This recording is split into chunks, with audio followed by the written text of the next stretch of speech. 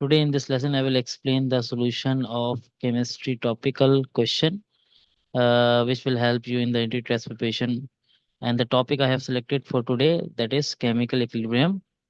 तो चलते हैं अपने पहले क्वेश्चन की तरफ. Okay, now this is the first question. At equilibrium, the concentration of reactant and products are. मतलब इक्विलिब्रियम पे जो रिएक्टेंट एंड प्रोडक्ट की जो कंसंट्रेशन होती हैं किस कंडीशन में होती हैं. ऑप्शन ए में लिखा हुआ है कांस्टेंट. कांस्टेंट का मतलब है चेंज नहीं होती. B different. C maximum. D equal. तो बाय डेफिनेशन जब इक्विलिब्रियम स्टेब्लिश होता है तो उस वक्त रिएक्टेंट एंड प्रोडक्ट की कंसंट्रेशन फिक्स हो जाती है, मतलब कांस्टेंट रहती है. तो ऑप्शन ए करेक्ट होगा. क्वेश्चन नंबर 2 हमारे पास है the statement which describe a reversible reaction. Option A है both forward and reverse reaction does not occur simultaneously. ये स्टेटमेंट गलत है. अगर साइमल्टेनियसली अकर नहीं होगा तो जैसे अभी हमने पहला स्टेटमेंट देखा तो कंसंट्रेशन कांस्टेंट नहीं रह सकती. इसी तरह ऑप्शन बी है both forward and reverse reaction occur simultaneously but under different conditions. तो ये स्टेटमेंट भी रॉन्ग है, क्योंकि पूरा सिस्टम पे एक ही कंडीशन हम अप्लाई कर रहे होते हैं. जहाँ रिएक्टेंट है वहीं प्रोडक्ट होता है, तो दोनों पे हम डिफरेंट कंडीशन कैसे अप्लाई कर सकते हैं. अच्छा, ऑप्शन सी है both forward and reverse reaction occur simultaneously at the same time under same condition. तो ये हमारी बेस्ट स्टेटमेंट है. यह बिल्कुल 100% करेक्ट स्टेटमेंट है अबाउट द रिवर्सिबल रिएक्शन. कि दोनों रिवर्सिबल रिएक्शन जो हो रहे होते हैं या फॉरवर्ड और बैकवर्ड वो साइमल्टेनियसली हो रहे होते हैं एक ही टाइम पे और सेम कंडीशन पे. तो हमारा सी ऑप्शन करेक्ट होगा. चलते हैं क्वेश्चन नंबर 3 की तरफ. For a homogeneous reaction, 4 mole of ammonia react कर रहे हैं 5 मोल ऑफ ऑक्सीजन के साथ. 4 मोल ऑफ एनओ गैस बन रही है और 6 मोल ऑफ वाटर वेपर्स बन रहे हैं. The unit of the equilibrium constant. जो इक्विलिब्रियम कांस्टेंट के बी का जो है हमने बेसिकली यूनिट मालूम करना है इन टर्म ऑफ कंसंट्रेशन. अच्छा, अब अगर हम ऑप्शंस में देखें तो इन्होंने जो यूनिट यूज किया हुआ है वो कंसंट्रेशन यूज किया हुआ है. मोस्टली जो हमारा के सी का जो या हम कंसंट्रेशन की जब हम बात करते हैं तो कंसंट्रेशन निकालने के लिए पहले तो हम उसका के सी का एक्सप्रेशन लिखेंगे. के सी का एक्सप्रेशन कैसे आएगा. जो हमारी जो प्रोडक्ट है, फर्स्ट प्रोडक्ट हमारी क्या है, उसमें होगा स्क्वायर ब्रैकेट यूज करते हुए हम लिखेंगे कंसंट्रेशन ऑफ एनओ. और पावर जो जो इसका कोफिशिएंट है वो इसकी पावर बन जाएगा 4 पावर. मल्टीप्लाई होगा कंसंट्रेशन ऑफ वाटर और इसकी पावर 6 बन जाएगी क्योंकि इसका कोफिशिएंट 6 है. डिवाइड बाय हमारे पास अमोनिया है. अमोनिया की कंसंट्रेशन आएगी इसको भी स्क्वायर ब्रैकेट से और इसकी पावर 4 बनेगी. इसके बाद ऑक्सीजन की कंसंट्रेशन आएगी और इसको भी पावर 5 देंगे. तो ये इसका सबसे पहला हमारा स्टेप यही होता है कि हम इसका केसी का एक्सप्रेशन लिखते हैं. अब अगर हमें याद हो कि कंसंट्रेशन का जो मोस्टली हम लोग यूनिट यूज करते हैं वो होता है मोल पर डीएम क्यूब. ठीक है, मोल पर डीएम क्यूब ये यूनिट किसका होता है, कंसंट्रेशन का. लेकिन यहाँ हम जरा इसको अगर शॉर्ट करके सिर्फ सी से रिप्रेजेंट कर दें, क्योंकि हमारा आंसर कुछ इस तरीके से दिया हुआ है, तो फिर हम क्या करेंगे. अच्छा, ये माइनस नहीं है. ठीक है, तो फिर हम किस तरह से करेंगे, तो पहली ब्रैकेट में तो ये आएगा सी की पावर 4 आ जाएगी. दूसरी ब्रैकेट में सी की पावर 6 हो जाएगी. सी की पावर 4 अगेन. और यहाँ सी की पावर 5. अच्छा, ये तो पूरा कैंसिल हो गया. यहाँ पर ये पूरा 5 कैंसिल हो गया. यहाँ से सिर्फ एक सी की पावर बचेगी. मतलब जो भी कंसंट्रेशन का यूनिट है उसकी सिंगल पावर है. तो अगर हम देखें इस रिस्पेक्ट से हमारा ऑप्शन बी करेक्ट बनता है. हाँ, ये इस टर्म में भी आ सकता था कि ये होता ऐसे कि ये आता मोल पर डीएम क्यूब आया था. ठीक है, लेकिन फिलहाल हमारे ऑप्शंस में ही कुछ इस तरीके से था तो मैंने उसकी रिस्पेक्ट से आंसर दिया है. अच्छा, क्वेश्चन नंबर 4 की तरफ चलते हैं. क्वेश्चन नंबर 4 क्या कहता है. 1 mole of H I was sealed in the tube heated at 440 degrees Celsius till equilibrium is reached. HI was found to be 50% dissociated. Kc for the reaction is. अच्छा, ये एक केमिकल इक्विलिब्रियम का एक numerical problem है जो कि इसमें हमें कोई इक्वेशन गिवन नहीं है. बस हमें यहाँ से ये समझना है कि एच आई जो है वो डिसोसिएट हो रहा है। तो और ये एक बहुत ही कॉमन एग्जांपल है कि जब हाइड्रोजन आयोडाइड डिसोसिएट होता है तो वो दो गैसेस बनाता है, एक हाइड्रोजन गैस और एक आयोडीन गैस। ठीक है। तो हमें ये इक्वेशन खुद से फॉर्म करनी आनी चाहिए और इसको बैलेंस भी करना आना चाहिए। फिलहाल क्योंकि हम अगर देख सकते हैं यहाँ दो हाइड्रोजन है, यहाँ एक है, तो हम इसको बैलेंस करने के लिए यहाँ टू लगाएंगे तो हमारी इक्वेशन ऑलरेडी बैलेंस हो जाएगी। अच्छा, अब हमने क्या कैलकुलेट करना है, we have to calculate Kc। ठीक है। अच्छा, हमें क्या गिवन है, हमें ये गिवन है कि जो HI है वो 1 मोल है। तो इनिशियली हमारे जब टाइम अभी स्टार्ट ही नहीं हुआ तो ये 1 मोल है। इनिशियली हाइड्रोजन गैस फॉर्म नहीं हुई, ये 0 है और ये भी 0 है। ठीक है। अच्छा, अब सवाल ये पैदा होता है हमारे पास कि हमने केसी कैसे फाइंड करना है। केसी फाइंड करने के लिए हमें एक और चीज देखनी पड़ेगी। इन्होंने कहा है कि till equilibrium is HI was found to be 50%। मतलब जब इक्विलिब्रियम स्टेब्लिश होता है तो HI 50% डिसोसिएट हो जाता है। अच्छा, अब अगर हम यहाँ पर लिखें कि 1 का 50% क्या होता है, 1 ऑफ 50% हमारा क्या होगा कि 1 को हम मल्टीप्लाई कर देते हैं 50/100 से, तो ये बनता है 0.5। ठीक है। तो मतलब जब इक्विलिब्रियम स्टेब्लिश हो जाएगा तो HI की वैल्यू 0.5 रह जाएगी। अच्छा, हम इसको करेंगे कैसे, अगर हम इसको जो नॉर्मल कंडीशन है उसके हिसाब से करते हैं, तो जब इक्विलिब्रियम स्टेब्लिश होता है यानी कि वो टाइम जिस पे इक्विलिब्रियम स्टेब्लिश होता है उस टाइम पे होता क्या है, जो भी हमारी प्रोडक्ट्स है, अब देखें यहाँ एक हमारी प्रोडक्ट है 1H2 1 मोल है तो यहाँ 1x आएगा। हम सपोज करते हैं कि 1x फॉर्म हुआ है और यहाँ पर भी क्या है, 1x फॉर्म हुआ है। फिर हम ये कहते हैं कि यहाँ में से मतलब रिएक्टेंट साइड से 2x माइनस हो जाएगा, क्योंकि कुछ ना कुछ कम जरूर होता है, रिएक्टेंट प्रोडक्ट में चेंज होने तो कुछ। अब सवाल ये पैदा होता है, बहुत सारे कुछ स्टूडेंट्स में कंफ्यूज होते हैं कि why I have written 2x, why not x। देखें, ये जो x हम जब भी लिखते हैं ऊपर जिस सब्सटेंस के रिस्पेक्ट के लिख रहे हैं उसका हम जो है मोल्स देखते हैं। अगर यहाँ ऊपर 2 मोल्स हैं तो मैं यहाँ 2x से माइनस करूंगा। यहाँ मेरे पास 1 मोल था, ये भी 1 मोल था, मैंने 1x लिखा, तो ये इक्विलिब्रियम है। अच्छा, अब ये 1 - 2x बेसिकली वो वैल्यू है जो कि इक्विलिब्रियम पे है। किसकी वैल्यू है इक्विलिब्रियम पे, ये है इक्विलिब्रियम पे वैल्यू HI की, जो कि हमें गिवन है कि 1 - 2x 0.5 के बराबर है। तो इसको हम सॉल्व करके क्या कैलकुलेट कर सकते हैं, एक्स कैलकुलेट कर सकते हैं। कैसे, कि अगर ये 0.5 यहाँ चला जाए तो ये हो जाएगा 1 - 0.5, और 2x इस साइड पे चला जाए तो वो प्लस का 2x हो जाएगा। फिर होगा 0.5, 1 - 0.5 0.5 होता है और ये हो जाएगा 2x। तो और इसी तरीके से 2x बराबर है 0.5, तो x कैलकुलेट होके आएगा 0.25। तो इस तरीके से हमारे पास जो है x की वैल्यू आ गई। तो अगर मैं इस चीज सारी चीज को इस तरह से लिखूं, मतलब मेरा ये x है, ये है 0.25, और ये भी x है मेरा 0.25, और ये जो वैल्यू थी ये मेरी थी 0.5। तो ये जो वैल्यूज हैं ये मेरी इक्विलिब्रियम की वैल्यूज आ गई।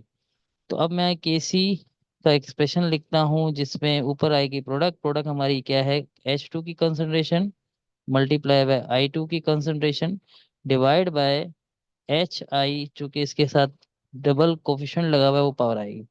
अब मैं वैल्यूज पुट कर देता हूँ, HI की कंसंट्रेशन है 0.25, मल्टीप्लाई होगा 0.25 से, डिवाइड होगा 0.5 के स्क्वायर से।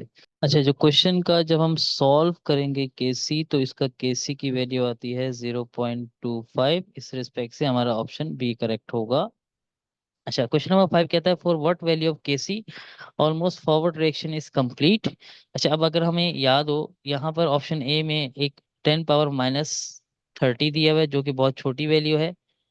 तो ऐसा रिएक्शन जिसमें केसी की वैल्यू बहुत कम हो वो तो फॉरवर्ड जाता ही नहीं है, बल्कि वो तो रिवर्स बेस होता है। और एक ऑप्शन बी में इन्हें 10⁻30 दी हुई है। 30 का मतलब है ऑलमोस्ट ये इरिवर्सिबल रिएक्शन है, फॉरवर्ड बेस है। तो हमारा ऑप्शन बी करेक्ट होगा। ऑप्शन सी, केसी की वैल्यू 1 होने का मतलब है कि ये दोनों डायरेक्शन में जाएगा, और केसी की वैल्यू 0 बेसिकली हमें इस सेंस में हेल्पफुल नहीं होती, तो ऑप्शन बी करेक्ट होगा।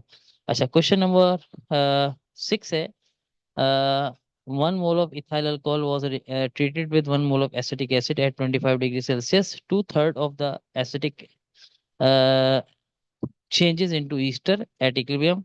The equilibrium constant of the reaction will be। ये भी एक बहुत कॉमन एग्जांपल है जो नॉर्मली हम इक्विलिब्रियम, केमिकल इक्विलिब्रियम के चैप्टर में अ, इसके न्यूमेरिकल सॉल्व करते हैं।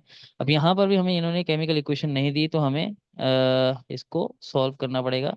सबसे पहले क्या कहा है, C2H5 इथाइल अल्कोहल का फॉर्मूला होता है C2H5OH, रिएक्ट कर रहा है एसिटिक एसिड जिसका फॉर्मूला होता है CH3COOH, ये फॉर्म करेगा ईस्टर जिसका फॉर्मूला क्या होता है CH3COO, C2H5, फर्दर ये वाटर फॉर्म करेगा।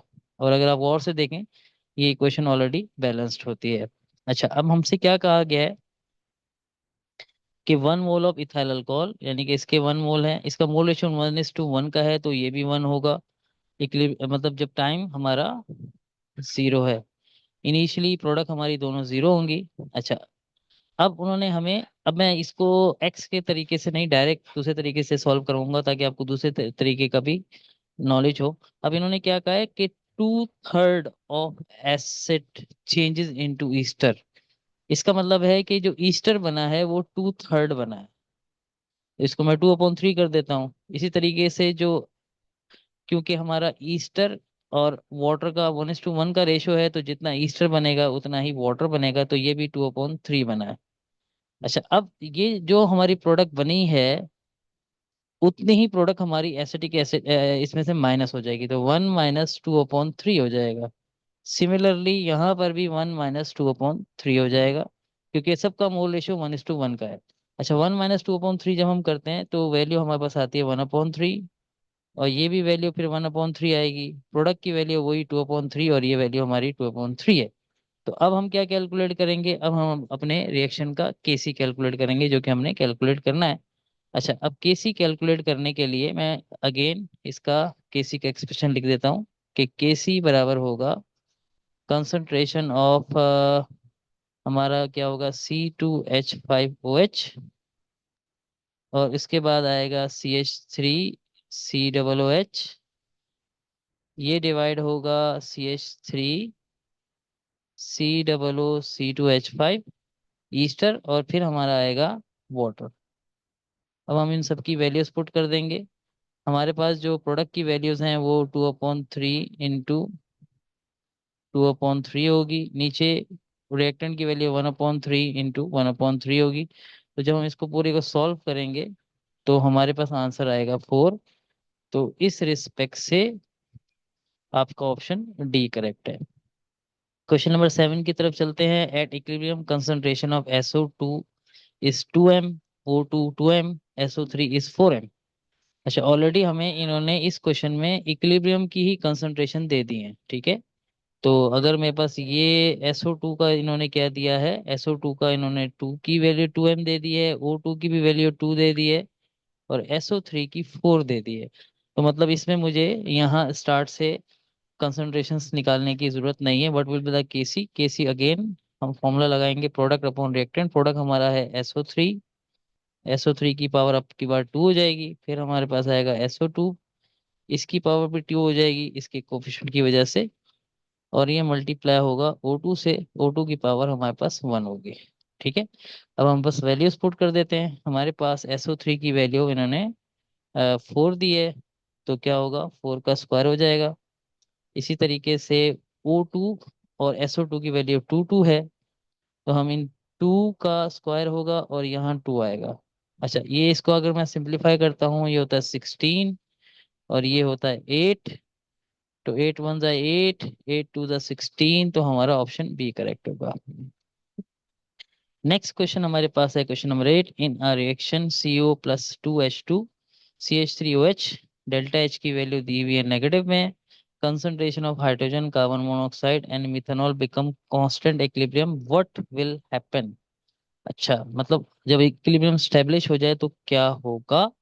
ऑप्शन है reaction become faster, option B है रिएक्शन बिकम स्लोअर या स्लो हो जाएगा, equilibrium state disturb, equilibrium state remain undisturb. अगर वो इक्विलिब्रियम है तो equilibrium state will remain undisturb. ठीक है, क्योंकि जब हम ऑलरेडी कह चुके हैं कि वो इक्विलिब्रियम पे है तो फिर उसमें कोई चेंज नहीं आएगा। अच्छा, क्वेश्चन नंबर 9 है if K C value is very small then the equilibrium position will shift. हाँ, इक्विलिब्रियम अगर केसी की वैल्यू बहुत ही छोटी है तो वो बैकवर्ड आएगा, मतलब टूवर्ड्स लेफ्ट आएगा, तो ऑप्शन ए करेक्ट होगा। अच्छा, नेक्स्ट हमारे पास क्वेश्चन नंबर 10 है the equilibrium expression for a reaction is K C दिया हुआ है x square upon V into a minus x. What is true value true for this reaction. अच्छा, मैं एक चीज पहले ये क्लियर कर दूं आप लोगों को कि जब भी कुछ एक्सप्रेशन इस तरह से लिखा हुआ होता है, इसमें जो एक्स है वो बेसिकली प्रोडक्ट की मोल्स को रिप्रेजेंट कर रहा होता है। एक्स याद रखिएगा, एक्स की वैल्यू बढ़ना मतलब प्रोडक्ट बढ़ना, एक्स की वैल्यू कम होना मतलब प्रोडक्ट कम होना। तो ये आपको ये याद रहना चाहिए। अच्छा, अब हम अपने स्टेटमेंट्स की तरफ चलते हैं क्योंकि हमने यहाँ से करेक्ट स्टेटमेंट फाइंड आउट करना है। तो इन ऑप्शन ए है increase of pressure favour the forward reaction. अच्छा, अब सवाल ये पैदा होता है कि प्रेशर बढ़ाने से क्या होता है। अगर आपको बॉल्स लॉ याद हो कि वॉल्यूम का प्रेशर के साथ इनवर्स रिलेशन होता है, तो अगर हम प्रेशर बढ़ाते हैं तो वॉल्यूम क्या होता है, कम होता है। तो यहाँ हमारा जो डिनोमिनेटर में वॉल्यूम का फैक्टर है प्रेशर बढ़ाने से कम हो जाएगा। ठीक है ना, तो वॉल्यूम का फैक्टर क्या हो जाएगा, कम हो जाएगा। तो इस एक्स को प्रोडक्ट को भी क्या होना चाहिए, कम होना चाहिए, ताकि दोनों वैल्यू कम होंगी जब तो केसी की वैल्यू फिक्स रहेगी। क्योंकि रेशो में याद रखें, अगर ये केसी का जो रेशो होता है उसमें अगर दोनों वैल्यू बढ़ेंगी तो साथ बढ़ेंगी ऊपर नीचे डिनोमिनेटर नोमिनेटर की, तो केसी कांस्टेंट रहेगा। और वैसे ही हम जानते हैं कि केसी कांस्टेंट ही है। तो हमेशा दोनों वैल्यूज ने बढ़ना है तो साथ बढ़ना है, और कम होना है तो साथ ही कम होना है। तो पहली कंडीशन के हिसाब से अगर प्रेशर बढ़ाते हैं तो प्रोडक्ट की कंसंट्रेशन कम होनी चाहिए। प्रोडक्ट की कंसंट्रेशन उसी वक्त कम होती है कि वो रिवर्स आए। तो यहाँ तो फॉरवर्ड लिखा हुआ है, तो ऑप्शन ए इनकरेक्ट है। ऑप्शन बी क्या कह रहा है, decrease of pressure favour forward reaction. हाँ, अब प्रेशर डिक्रीज करने से क्या होगा, ये बिल्कुल अपोजिट कंडीशन है कि अगर मैं प्रेशर डिक्रीज कर दूं तो मेरा वॉल्यूम क्या होगा, बढ़ जाएगा। तो वॉल्यूम बढ़ने का मतलब ये है कि ये वैल्यू बढ़ेगी तो ऊपर की जो हमारे प्रोडक्ट की वैल्यू ये भी बढ़ेगी, तो हमारा रिएक्शन यकीनन फॉरवर्ड जाएगा। तो इस रिस्पेक्ट से हमारा ऑप्शन बी करेक्ट है। ठीक है, नेक्स्ट क्वेश्चन की तरफ चलते हैं। For the reaction H2 plus I2 double arrow 2HI the equilibrium constant changes with. अच्छा, यहाँ पर हम बात कर रहे हैं कि केसी की वैल्यू चेंज कब होगी, जो कि एक कांस्टेंट है। अच्छा, प्रेशर बढ़ाने से कभी भी केसी की वैल्यू चेंज नहीं होती। ऑप्शन बी, कैटलिस्ट सिर्फ और सिर्फ रिएक्शन की डायरेक्शन रेट को तेज या कम करता है, केसी की वैल्यू को चेंज नहीं करता। कंसंट्रेशन भी केसी की वैल्यू को चेंज नहीं करती। सिर्फ एक ही चीज है जो केसी की वैल्यू या किसी भी कांस्टेंट की वैल्यू को चेंज करती है, जो हम केमिस्ट्री में केसी केपी केएसपी पढ़ रहे होते हैं, वो है टेम्परेचर। तो ऑप्शन डी हमारा करेक्ट होगा। क्वेश्चन नंबर 12 है correct relationship between Kc and Kp can be written as. अगर आपको फॉर्मूला याद हो तो इसका जो करेक्ट फॉर्मूला है ऑप्शन बी, केपी बराबर है Kc into R into T into delta n. Delta n basically जो कि मोल्स का प्रोडक्ट माइनस रिएक्टेंट का डिफरेंस है। अच्छा, नेक्स्ट हमारे पास क्या है, क्वेश्चन नंबर 13 है for the given reaction PCl5 decompose होके PCl3 और Cl2 में कन्वर्ट हो रहा है। तो हमसे क्या पूछा जा रहा है कि इस रिएक्शन के अंदर Kc की वैल्यू Kp से क्या है। ऑप्शन ए में लिखा हुआ है Kp is greater than Kc। अच्छा, इसका वैसे ऑप्शन ए ही करेक्ट है। रीजन मैं आपको बता देता हूँ कि अगर हम इसके मोल देखें, रिएक्टेंट्स, ये रिएक्टेंट साइड है और ये प्रोडक्ट साइड है। तो रिएक्टेंट का 1 मोल है और प्रोडक्ट के 2 मोल्स हैं, मतलब moles of products are greater than moles of reactant. तो अगर आपको ये याद हो, एक डायरेक्ट सा एक सिनेरियो कंडीशंस याद कर लें आप, कि अगर प्रोडक्ट के मोल्स ज़्यादा हो रिएक्टेंट से तो हमेशा Kp और Kc, यानी कि Kp की वैल्यू Kc से लार्ज होगी। लेकिन इसका वाइस वर्सा, कि अगर प्रोडक्ट के मोल्स कम हो और रिएक्टेंट की मोल ज़्यादा हो तो फिर केपी केसी से लेस हो जाता है। इस तरह एक और कंडीशन भी बनती है जो कि हम याद करते हैं या समझते हैं कि ये भी तो हो सकता है कि दोनों के मोल्स इक्वल हो, तो उस कंडीशन में केपी केसी के इक्वल हो जाता है। फिलहाल हमारे केस में केपी केसी से ज़्यादा है, ऑप्शन ए करेक्ट है। क्वेश्चन नंबर 14 है, for the reaction H2 + I2 to HI, equilibrium concentration of H2I2 and HI are 8,3 and 24 mole per dm cube respectively. Kc of the reaction, again हम Kc expression पहले लिखेंगे। हमारा H I इस दफा product side पर है, power 2 आएगी। H2 की कंसंट्रेशन मल्टीप्लाई बाय I2 की कंसंट्रेशन। अब वैल्यूज पुट कर देंगे। HI 24 गिवन है, पावर क्या हो जाएगी 2। नीचे हमारा 8 आएगा, मल्टीप्लाई बाय 3 आएगा। इसको सिंप्लीफाई करते हैं तो हमारा आंसर आता है 24। तो ऑप्शन ए करेक्ट है। क्वेश्चन नंबर 15 हमारे पास क्या है, for the following reaction in the gaseous phase, carbon monoxide react with half mole of oxygen और कार्बन डाइऑक्साइड बना रही है, तो केसी अपॉन केपी इज। तो केसी अपॉन केपी हमने कैलकुलेट करना है। अगर हमें पहले ये फॉर्मूला याद हो, वो फॉर्मूला कुछ इस तरह से था, Kp equals to Kc into R into T, और उसके बाद हमारे पास था डेल्टा एन। डेल्टा एन हमारा क्या था, मैं फिर बता दूं, ये था हमारा moles of product minus moles of reactant. अब अगर आप देखें, प्रोडक्ट का 1 मोल है, रिएक्टेंट के 1 और 1.5 मोल है। तो अगर मैं इसको माइनस करूं, प्रोडक्ट का 1 - 1.5, तो डेल्टा एन की वैल्यू आती है 0.5, वो भी माइनस में। ठीक है, तो अब मैं इसमें पुट कर देता हूँ। तो केपी इक्वल होगा केसी आर टी, ये होगा -0.5। अच्छा, अब मुझे चाहिए केपी अपॉन सॉरी केसी अपॉन केपी। तो मतलब ये केपी जो है, इसको मैं क्या करता हूँ, इधर ले आता हूँ। तो जब मैं इधर लेके आता हूँ तो क्या होगा, ठीक है,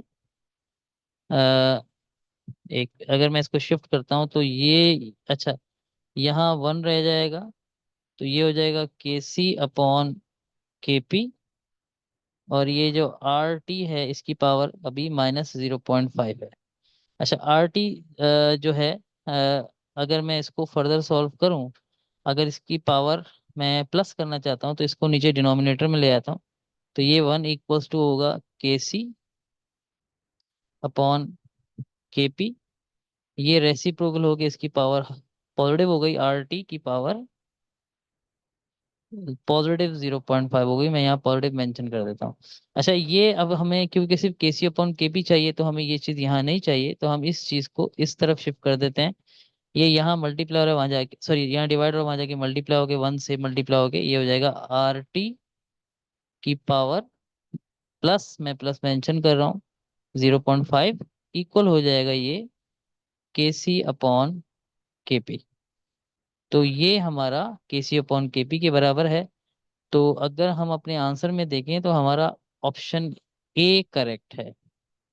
अच्छा, यहाँ ऑप्शन बी में बेसिकली ये माइनस का हाफ है, थोड़ी मिस प्रिंटिंग हुई हुई है यहाँ पर। ऑप्शन ए हमारा प्लस हाफ है, तो ऑप्शन ए करेक्ट है हमारा। अच्छा, नेक्स्ट क्वेश्चन की तरफ चलते हैं। क्वेश्चन, जी, हमारा ये क्वेश्चन नंबर 16 है कुछ इस तरीके से, इन a reaction A2 + 4B2 react होके 2AB4 such that delta H is negative. Delta H is negative का मतलब है कि ये एक्सोथर्मिक रिएक्शन है। The formation of AB4 will favoured low temperature and high pressure. अच्छा, अगर ये एक्सो है तो लो प्रेशर तो रखना चाहिए, लेकिन हाई प्रेशर ये हम चेक करेंगे कि नंबर ऑफ मोल्स कम कहाँ पर हैं। प्रोडक्ट साइड पे 2 मोल्स हैं, रिएक्टेंट साइड पे 5 मोल्स हैं। तो अगर हम हाई प्रेशर रखेंगे तो इक्विलिब्रियम वहां जाएगा जहाँ नंबर ऑफ मोल्स कम है। तो बेसिकली हमारा ऑप्शन ए ही करेक्ट है। ठीक है, क्वेश्चन नंबर 17 है, N2 + 3H2 रिएक्ट करके 2NH3 बना रहा है, इसकी भी डेल्टा एच की वैल्यू नेगेटिव है। तो forward reaction is favoured by addition of ammonia, यानी कि प्रोडक्ट को बढ़ाने से फेवर्ड, ये हमारा इक्विलिब्रियम बैकवर्ड जाएगा, तो प्रोडक्ट तो नहीं कब बढ़ेगी, तो ये नहीं हो सकता। एडिशन ऑफ कैटलिस्ट, कैटलिस्ट सिर्फ रेट ऑफ रिएक्शन को बढ़ाता है, प्रोडक्टिविटी का इससे डायरेक्ट रिलेशन नहीं है। डिक्रीजिंग द टेम्परेचर, हाँ ये हो सकता है क्योंकि हमारा रिएक्शन जो है बेसिकली वो क्या है, एक्सोथर्मिक है, तो ऑप्शन सी करेक्ट होगा। क्वेश्चन नंबर 18 हमारे पास है, in a given system water and ice are in equilibrium, if the pressure is applied to the system then more ice is formed, almost amount of ice and water will remain the same, more ice is melted, both A and B। हमारा option C correct है, मोर ice is melted. Reason बहुत simple सा है कि जब हम pressure बढ़ाते हैं तो मेल्टिंग पॉइंट जो होता है वो आइस का कम हो जाता है, ज़्यादा से ज़्यादा आइस मेल्ट होती है, तो इस रिस्पेक्ट से हमारा ऑप्शन सी करेक्ट है। अच्छा, क्वेश्चन नंबर 19 हमारा है, if the temperature is increase for the following reaction then it will go in. अच्छा, अगर हमें याद हो कि हमारा डेल्टा एच की वैल्यू नेगेटिव है और हम टेम्परेचर बढ़ा रहे हैं तो इसको बैक जाना चाहिए, क्योंकि एक्सोथर्मिक रिएक्शन में हमें टेम्परेचर कम रखना होता है ना कि बढ़ाना हो, तो हमारा ये ऑप्शन बी करेक्ट होगा। अच्छा, in Haber process equilibrium mixture contain NH3 by volume, approximately इसकी जो वैल्यू हमारे पास होती है वो है 35%। तो इसको मैं आपको कैलकुलेट करके भी समझा देता हूँ। वो कुछ इस तरीके से कि हमारे पास रिएक्शन कुछ इस तरह से होता है, N2 + 3H2 double arrow 2NH3। अगर बाय मोल देखें तो ये 1 मोल है, ये 3 मोल है और ये 2 मोल है। और हम मोल अगर हम मोल का वॉल्यूम का देखें तो वॉल्यूम का सेम रहता है, number of moles directly proportion होते हैं number of volume in DM³ Avogadro law के अकॉर्डिंग। तो अगर मैं ये कैलकुलेट करना चाहता हूँ अमोनिया का क्या होगा, तो एक रेशो मेथड लगाएंगे कि हमारे मोल्स ऑफ अमोनिया लेंगे जो कि 2 है और टोटल मोल से डिवाइड करेंगे। टोटल मोल हमारा कितना है, 1 + 3 4, 4 + 2 6। तो 2/6 को अगर मैं परसेंटेज निकालने के लिए 100 से मल्टीप्लाई करूं तो अप्रोक्सीमेटली ये 33.3% बनता है। तो जो सबसे नियरेस्ट परसेंटेज है क्वेश्चन नंबर 20 की वो 35% है, तो इस वजह से हमारा ऑप्शन डी करेक्ट होगा। अच्छा, question number 21, catalyst use in Haber process for the manufacturing of ammonia. Option A है आयरन यूज होता है with the mixture of M M magnesium oxide, aluminium oxide and silica dioxide. अच्छा, next question, question number 22 है, the basic buffer solution is. अच्छा, जब हम basic buffer की बात करते हैं तो उसके अंदर हमारा वीक बेस होना चाहिए। ऑप्शन ए में वीक एसिड दिया हुआ है, ऑप्शन सी में भी कुछ एसिड दिया हुआ है। हाँ, अगर हम ऑप्शन बी देखें इसमें भी एसिड दिया हुआ है, लेकिन यहाँ पर एक बेस भी दिया हुआ है, लेकिन ये बेस मॉडरेट बेस है। हाँ, ऑप्शन डी हमारा करेक्ट है जिसमें NH4OH ammonia week weak base है, और ये अपने हैं एक कॉन्जुगेट एसिड, या कहना चाहिए कि ये अपने सॉल्ट के साथ है, तो ये हमारा बेसिक बफर बनाएगा। अच्छा, क्वेश्चन नंबर हमारा है question number 23, buffer action can be explain by all except. अच्छा, ऑप्शन ए में कॉमन आयन इफेक्ट, हाँ बिल्कुल, बफर सॉल्यूशन में हमारा कॉमन आयन इफेक्ट होता है, ली चिटरल प्रिंसिपल भी अप्लाई होता है, लॉ ऑफ मास सेक्शन भी अप्लाई होता है, ये सारी चीजें अप्लाई होती हैं। सिर्फ और सिर्फ सॉलिबिलिटी प्रोडक्ट की हम टर्मिनोलॉजी वहाँ अप्लाई नहीं करते, क्योंकि यहाँ एक्सेप्ट की बात की गई, इसलिए डी ऑप्शन करेक्ट होगा। क्वेश्चन नंबर 24 है, basic buffer solution can be prepared by mixing. अभी हमने बात की थी कि हमें चाहिए weak base and its solve with strong acid, option B correct है। बाकी सब में इन्होंने एसिड्स या स्ट्रॉन्ग बेस और इसकी बात की गई, इसलिए ऑप्शन करेक्ट नहीं होगा। अच्छा, क्वेश्चन नंबर 25 है, the pH of ideal buffer is. एक आइडियल बफर वो होगा जिसकी पीएच बिल्कुल न्यूट्रल हो, मतलब 7 हो बाय डेफिनेशन, तो हमारा ऑप्शन सी करेक्ट होगा। उसका रीजन भी मैं आपको बता दूं, नॉर्मली जो साइंटिस्ट हैं वो न्यूट्रल पीएच पे बहुत सारे बायोलॉजिकल रिएक्शंस करते हैं, तो उनके लिए एक आइडियल जो पीएच होती है वो 7 मेंटेन रखना होती है, इस वजह से।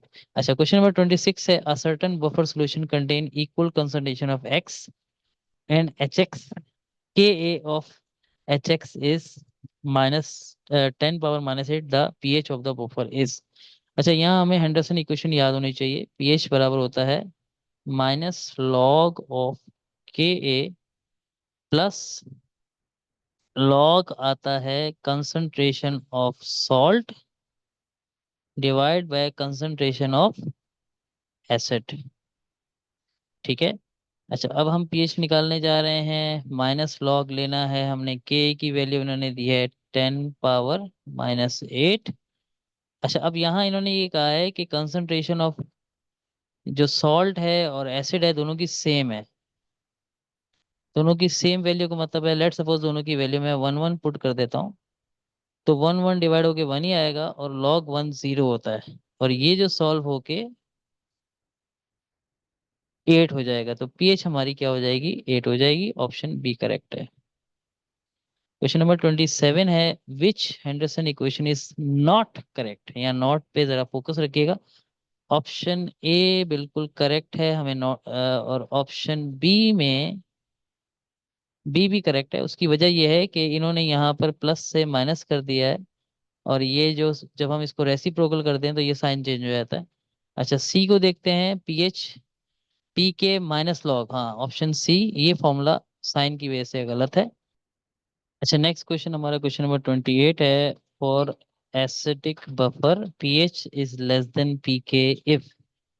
अच्छा, यहाँ कुछ कंडीशंस लगाई गई हैं कि पीएच की वैल्यू पीके की वैल्यू से कम कब होगी। यहाँ हम थोड़ा अगर जैसे हमारा इसका फॉर्मूला है, pH equals to pK plus log of salt and log of acid. ठीक है। अच्छा, अब अगर ये उसी वक्त पॉसिबल है कि जब हम इसको कैलकुलेट करें ये वैल्यू माइनस में आए। अच्छा, ये वैल्यू माइनस में कब आएगी, कि जब हमारा जो है सॉल्ट की वैल्यू कम हो और एसिड की कंसंट्रेशन ज़्यादा हो। आप इसको लेट सपोज मैं यहाँ पर लॉग लेता हूँ, ऊपर की वैल्यू मैं कम करके 10 कर देता हूँ, नीचे वैल्यू ऐसे अप्रोक्सीमेटली ज़्यादा कर देता हूँ। तो अगर आप इसको कैलकुलेट करेंगे तो इसका आंसर आएगा -1। अच्छा, अब पी के की कोई भी वैल्यू है, पी के की वैल्यू लेट सपोज 4 है, तो 4 - 1 होके तो पीएच हमारी पी के से कम होके 3 हो जाएगी। तो इसका मतलब यह है कि जो हमारा सॉल्ट की कंसंट्रेशन है वो एसिड की कंसंट्रेशन से कम होनी चाहिए। तो इस रिस्पेक्ट से हमारा ऑप्शन सी करेक्ट होगा। ऑप्शन ए इनकरेक्ट होगा, वो सेम हो जाएगा बी और सी, और बी और डी वाले वैसे ही गलत हो जाएंगे, तो हमारा ऑप्शन सी करेक्ट होगा। अच्छा, नेक्स्ट क्वेश्चन हमारा क्या है, क्वेश्चन नंबर 29 है, when HCl gas is pass through the saturated solution of rock salt the solubility of NaCl। Basically अगर आपको याद हो कि NaCl जब हमारा आयनाइज होता है तो इसने Na आयन और Cl आयन बने हुए होते हैं, यानी कि ये एक्वस कंडीशन में होता है। और इसमें अगर हम HCl गैस पास करें, HCl जो है इसकी सॉल्युबिलिटी जो है वो NaCl से हाई होती है, तो ड्यू टू कॉमन आयन जो है जिस सब्सटेंस की सॉल्युबिलिटी कम होगी उसकी सॉल्युबिलिटी मतलब सप्रेस हो जाएगी, हमारी कंडीशन के हिसाब से कम हो जाएगी। तो इस रिस्पेक्ट से NaCl की सॉल्युबिलिटी को सप्रेस या कम हो जाना चाहिए, तो ऑप्शन बी हमारा करेक्ट होगा। अच्छा, नेक्स्ट लास्ट क्वेश्चन हमारा आज के लेसन का, an excess of silver nitrate is added to the aqueous barium chloride and the precipitate is removed by the filtration. What are the main ions in the filtration? हम इसमें क्या डाल रहे हैं, हम इसमें सिल्वर नाइट्रेट डाल रहे हैं। तो सिल्वर नाइट्रेट अपने साथ ला रहा है सिल्वर के आयंस और नाइट्रेट के आयन ला रहा है। उसके बाद हम इसमें क्या ऐड कर रहे हैं, हम इसमें ऐड कर रहे हैं मतलब किसमें, बेरियम क्लोराइड में ना। तो BaCl2 की आयनाइजेशन अगर हम करें तो हमारा क्या होगा, Ba आयन होगा और Cl आयन्स होंगे। ठीक है। अच्छा, ये कंडीशन होगी, तो हमारे पास ज्यादा ज्यादा ये होगा कि इन्होंने ये कहा है कि प्रेसिपिटेट बने तो प्रेसिपिटेट AgCl के बनते हैं। तो अब लेकिन ये एज Cl हमारा पूरा का पूरा ऑलमोस्ट कंज्यूम हो जाता है तो इस रिस्पेक्ट से ये बहुत ज्यादा नहीं बन पाएंगे जितना उसका आइंस है, मतलब आइंस फिर भी रहेंगे, क्योंकि यहाँ कोई कॉमन आयन इफेक्ट या वो नहीं हो रहा। तो मेनली यहाँ हमारे जो सिल्वर नाइट्रेट और बेरियम के आयन वो एग्जिस्ट कर सकते हैं, क्योंकि यहाँ पर कोई ऐसा ऑप्शन ही नजर नहीं आ रहा जिसमें क्लोराइड हो। तो मेनली क्योंकि यहाँ इन्होंने मेन आयंस की बात की है, तो हमारा ऑप्शन बी करेक्ट होगा इस क्वेश्चन का। तो होप आपको ये लेसन समझ में आया होगा। Thank you.